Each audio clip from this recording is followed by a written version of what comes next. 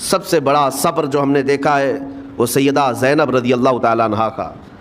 وہ خاتون امام حسین کی سگی بہن ہیں، سیدہ فاطمۃ الزہرا کی بیٹی ہیں، حیدر کرار کی نور نظر میرے آقا صلی اللہ علیہ وسلم کی گود میں کھیلی ہوئی ہیں. سیدہ زینب سلام اللہ علیہا جب وہ کربلا کے میدان میں موجود تھیں، ان کی عمر مبارک بھی تقریباً 55 سال کے قریب تھی.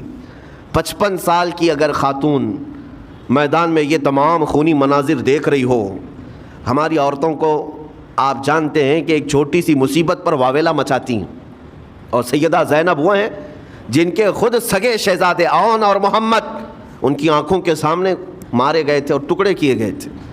سیدہ زینب سلام اللہ علیہا اس پر بھی خاموش رہی. لیکن اندازہ کرو جب سارے شہید ہو گئے تھے، امام حسین اپنے خیمے سے نکلنے کو تھے، جب کربلا کے میدان میں خود گھوڑے پر سوار ہونے کو تھے، جانتے ہیں یہ منظر کیسا رہا ہوگا. عورتیں تو ماتم کرتی ہیں ایسے حالات میں، لیکن وہ اہل بیت کی عورتیں تھیں.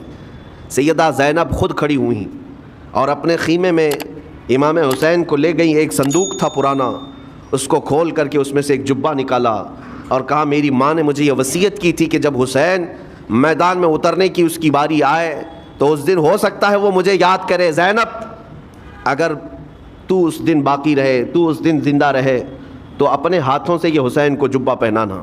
سیدہ زینب سلام اللہ علیہا انہوں نے خود اپنے ہاتھوں سے امام حسین کو یہ لباس پہنایا. کیا اس مقام پر کوئی اتنی طاقت رکھتا ہے کہ پورا گھر لٹ گیا ہو اور اپنے سگے بھائی کو جبہ پہنا کر کسی شادی میں نہیں پھر جنگ کے میدان میں اتار رہے ہو؟ اس خاتون کے استقامت پر لاکھوں سلام. سیدہ زینب سلام اللہ علیہا وہ معمولی خاتون نہیں ہے، صبر کا پہاڑ تھیں.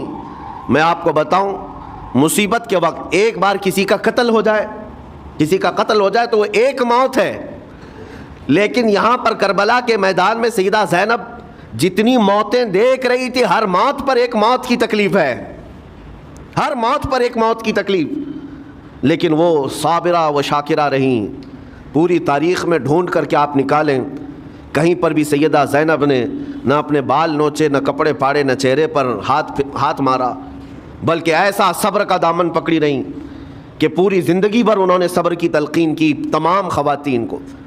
گھر لٹانا، گھر کٹانا کوئی، سر کٹانا کوئی تم سے سیکھ جائے، جان عالم ہو فدا اے خاندان اہل بیت. امام زمن فاضل بریلوی رحمۃ اللہ علیہ نے فرمایا ہے، سر کٹانا، گھر لٹانا کوئی تم سے سیکھ جائے، جان عالم ہو فدا اے خاندان اہل بیت.